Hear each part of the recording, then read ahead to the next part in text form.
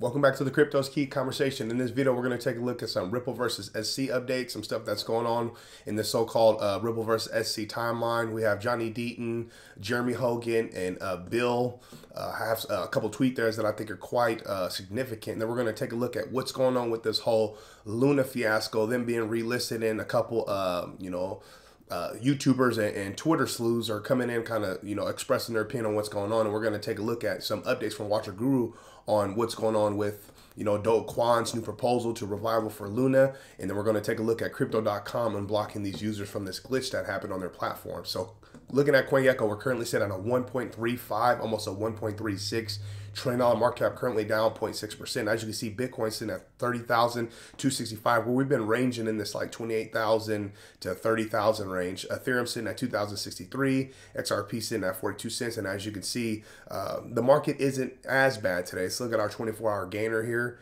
TERRA obviously went on to TERRA. I think it went from like 6 zeros to like 2 zeros at one point, if I'm not mistaken wrong. So obviously there's still some people, buying in, trying to play, I guess, play the speculation and the so-called revival of TERRA. Who knows? I'm going to be curious to see where this thing goes, but we're going to kind of cover why it's up so much. And you got Decentraland up, the Graph, Maker, Zcash, Polkadot, 10%, Phantom, and so on. Coming over here to the Bitcoin Fear and Greed Index, we're currently sitting at 9, so we're in a single digit, as we were just in a 10 and a double digit just yesterday. In 44 minutes, this thing's going to update, so I'm curious to see if we're going to go lower or go higher based on, market sentiment. All right, so we're going to start with this digital asset investor tweet here. It says, "Let me see if I have this straight. It's, quote, very clear to Gary Gensler. It's not clear to Bill Hemmon, who's engineered this entire regulatory mess, but it was supposed to be clear to Chris Larson and Brad Garlinghouse and Ripple in 2013. I was born at night, but not last night." And he has a bunch of eyes like, let's listen in. These tests are so broad and they're so qualitative that there will always be some uncertainty unless the regulators either give some real clear guidance, which we don't see happening for some time. Usually there's a handful of people at the center of these XYZ project or ABC project. I'm not going to use names. There's usually a handful of entrepreneurs and technologists. In the meantime, if we're just dealing with today's law and the guidance that we have there, I'm not optimistic that it's going to be really clear that this will work and that won't work. People are going to need to weigh in with more. That in effect, the investor is hoping those people do well. So that means anticipation of profits on the efforts of others. I think it's kind of just like reasonably clear. I would say very clear. He kind of just thinks that it's very clear. This is Jennings from A16Z. This is Rebecca. She's with, if I'm not mistaken, why am I blanking? Aave, I think she's with Aave, obviously built on Ethereum, and obviously we all know the infamous Bill Hemmon, William Hinman, Ethereum free pass speech. So moving on here, Johnny Deaton says, "The bottom line is that the SEC reacted to Ripple's fair notice offense, rushed in the beginning to argue that Hemmon's speech was his personal opinion only and not guidance for the SEC. If it was only his personal opinion, how could it be considered legal advice from the SEC?" So they're talking about SEC claiming attorney-client privilege at this point, because remember they went from saying, "Oh, this falls under DPP," then it falls under no, that was his was it? What? No, it started with it being Hemmon's personal opinion. Then it went to, oh, it falls under DPP. Now they're saying that it falls under attorney-client privilege. And then when we got the email list, or the email draft that was obtained, I think it's from Stewart in I think it's Stewart. I can't remember the gentleman's name. He's a community member, and he had the Freedom of Information Act request and got the I think it was like 71 pages or something. Most of it, 99% of it was redacted, but we got some information from it. But long story short, I mean, why was there so many people from the SEC with SEC emails sent this draft if it was his personal opinion? But now they're saying that, it's considered, attorney-client privilege. Kind of crazy. Moving on here, Johnny Deaton continues to say, "Attach our documents added to cryptolaw.us, which is his platform here for the class action lawsuit, says including excerpts of Hemmon's deposition. It's blatantly obvious how he avoids telling the truth. He recalls nothing about the 58 drafts and accompanying comments regarding one of the most market-moving speeches in SEC history." So if I remember to pull it up, maybe I can Should I pull it up here? Let me open a new tab. Let me go to my YouTube real quick. YouTube. And then let me show you my thumbnail that I have here. YouTube Studio. If it loads up. So if you come to my if you come to my content here, this one right here.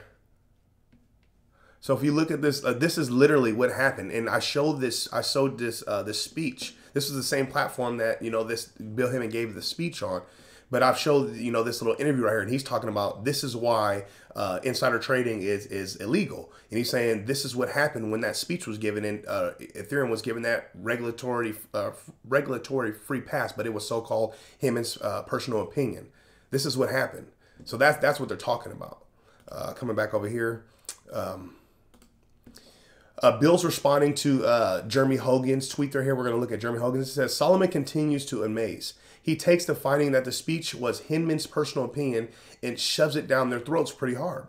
The SEC really messed that up. How can Hinman receive legal advice from the SEC lawyers for a personal opinion? But Solomon also plays a veteran move in responding to the SEC and argues that only Hinman has the standing to even raise the privilege and not the SEC.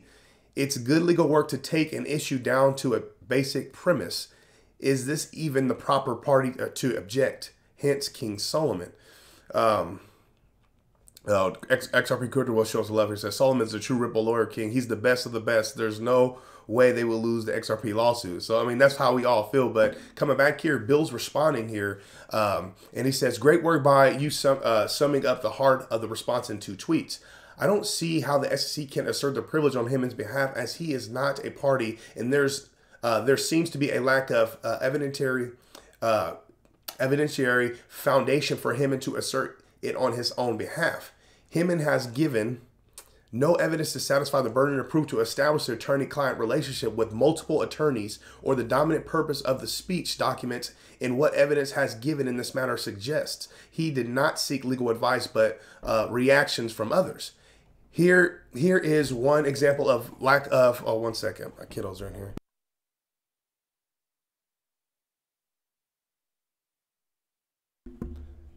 Here is one example of a lack of or gap in the evidence to which Ripple refers on a page 3 of the response. Quote, and Mr. Hinman did not distinguish either contemporaneously or later in his deposition or declaration as to what type of input he sought for each of them.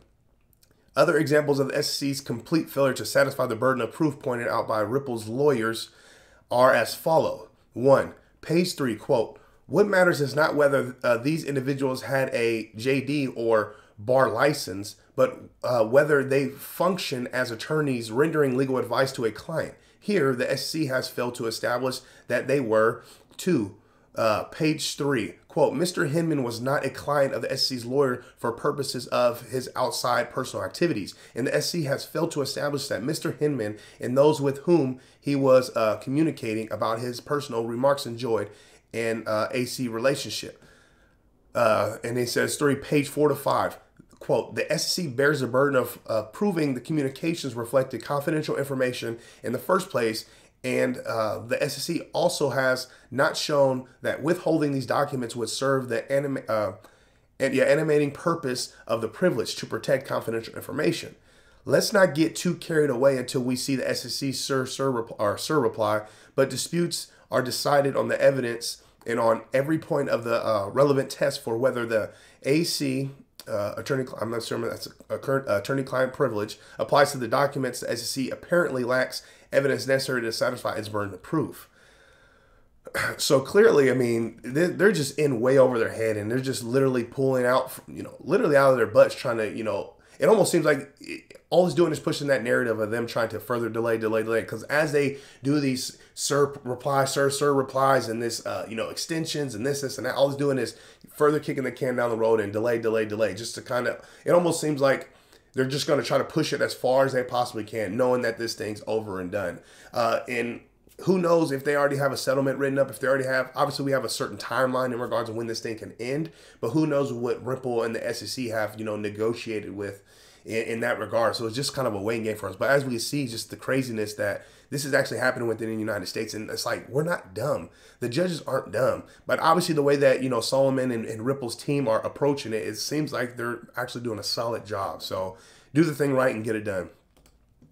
Digital Asset Investor has responded because obviously there was this big, you know, if you've been paying attention to what's been going on in the markets, this big UST Luna crash, and you know, from Do Kwon and the Luna Foundation, and the community's been completely decimated from $116 to nothingness. It was, you know, 6 zeros at one point. Digital asset investors responded because now you had these exchanges that were, you know, in a sense halting the trading and withdrawal and depositing of Luna, but now they're all reinstating it after this big, you know, devastation has hit, you know, that platform, or, you know, that platform, that chain, and that community, and it's affected the entire market as well. He says, let me get this straight. CZ Binance, XRP is too risky to list, but Luna is safe. Where's Gary Gensler? Where's Hester Pierce? Where's the DOJ? Where's the FBI? Where's Congress? You know, Senator Warren Davidson, Elizabeth Warren, Tom Emmer, Patrick McHenry. Where's the U.S. I grew up in? Because it's like, okay, you're quick to delist XRP, and it's such a risk. It's, you know, it's a security, but you can relist something that literally just caused complete devastation. And they've been comparing it to the BitConnect. You know, they said it's worse than BitConnect. There was polls going out saying it was worse than BitConnect, and they're saying it was a big, you know, Ponzi scheme. You know, I'm not throwing shade at Luna, but it's just like I can see where he's saying like, okay, well, why not XRP? So coming over here, Stefan Huber has something to say too. Says this is absolutely nuts. $30 billion in losses within a day, and now they're relisting it. But XRP is too dangerous and centralized. The space is completely rigged, absolutely rigged. Moving on here, he says, Digital Asset Investor says, think of the liability the exchanges are willing to take on to keep Luna trading. Why would they expose themselves? The same exchanges that claim it's just too risky to list XRP. Do you smell the stink? I do. Tim says they all jumped in as fast as they can to delist XRP, and then they all never spoke of XRP again. Let's relist Luna, though. Great idea. So coming over here, I just want to touch on some stuff. So it says, just in from Watcher Guru, Crypto.com has resumed Luna trading. You have KuCoin Exchange has resumed Luna deposits and withdrawals. Luna jumped, you know, 3,300% in the past 24 hours, and this was posted at 4:52 a.m. And I think at that time it was like 2 billion, but like now it's went up. Luna just 2 hours ago claimed a 3 billion market cap, and there's you know, been a lot of people, you know, making money on that, as we can see. Look at this. You know, people who bought in at the, you know, when it was 6 zeros. I mean, they've clearly made a killing. I mean, in the grand scheme of things, obviously they took on a huge risk for that. But I can understand why, you know, we're seeing it as like, hold up, like as XRP investors, you completely wiped it out. You know, all the exchanges in the U.S. except for I think it's Uphold is the only one that you can get it on, if I'm not mistaken. Maybe Kraken, I'm not sure. But then, like, you know, even when it comes to just the exposure to XRP in general, like, you're not even, you know, talking about it. If you are talking about it, it's in a negative light, but then, you know, you're quick to throw Do Kwon's and Luna Foundation's Luna back up. It's crazy. After just, I mean, there's people that took their lives from this devastation that's happened within that community, and you're quick to throw it back on. Crazy. So this is breaking. Do Kwon proposes TERRA revival, including token redistribution plan. So clearly this is why there's been, you know, a spike in a price action. So it says, after 2 days of silence, the TERRA founder has issued a new governance proposal to keep the community alive and compensate token holders. So long story short, they were talking about reconstructing the chain to preserve the community and develop an ecosystem. His proposal, which was in response to validator groups discussing the possibility of forking the TERRA chain. But I heard, it wasn't just, I heard it from CZ, but I heard it also within the Twitter community that this wouldn't work to fix their problem. But now they're coming out here talking about, regarding UST ever being repegged to the United States dollar, Kwon said it is likely wouldn't make a difference given the mass liquidity events across the TERRA ecosystem. In other words, trust in the stablecoin model has been eroded permanently, he explained. Quote, even if the peg were to eventually restore after the last marginal buyers and sellers have capitulated, the holders of Luna have so severely been liquidated and diluted that we will lack the ecosystem to build up from the ashes. So just the thought, you know, I guess just the fact of him coming up with this new plan, you know, obviously they're going to keep trying, him and the team. That's what they were talking about. You know, obviously he's probably under a lot of, you know, strain and stress, just like the rest of the community. trying to get this thing back on track and trying to get their community as so-called revived. But it's like just the fact that, you know, he came out talking about this new redistribution plan and trying to revive it. We've seen a lot of price action in, you know, in their project. You know, I think it was like at one point it was like 600 million. Now it's back to 3 billion. So who knows? You know, be very careful if you're, you know, part of those buyers in here buying that thing. You know, protect yourself. Like I always say, you know, stay safe out there. And ending on this one, it's kind of weird. It says Crypto.com unblocks users reverse glitch Luna trades that made a 30 to 40x. So there was people complaining in the community that their assets were held, and like it wasn't even their Luna assets. It was a guy talking about, you know, his, I think it was his XRP and something else. Forgot what it was, but there were some assets that were held on his Crypto.com account because he had made a crap ton of money with this so-called glitch that was happening, and Crypto.com caught it, and they were pretty much forcing, you know, their users to, you know, pay that money back. And I guess they were compensating them in some sort of, let me see if I get this right. Yeah, long story short, they're pretty much trying to say, hey, this is wrong, this is glitch, this is wrong, you know, you got to pay us that money back type thing. I don't know if this is legal. It definitely don't seem ethical if it's a mistake on the platforms, and that has nothing to do with, you know, the users, especially if the roles were flipped and people were to get wiped out based on some glitch. I doubt they would give their money back. But there's a quote here that says, the root of the cause was a combination of multiple external factors. Tick size changes due to Luna depth spiral, withdrawals in entire Luna chain stopping, together leading to price dislocations that should typically be caught by index pricing, but weren't. So, crazy. I'm curious to see where this is going to go. I honestly feel like, yeah, if it happened the other way around, they wouldn't give the users the money back. It was, you know, hey, it was a glitch, you know. You take the risk of trading in this market. It's like, okay, but now that, you know, people made a crap ton of money with this glitch on your platform, now they got to pay it back. I don't know.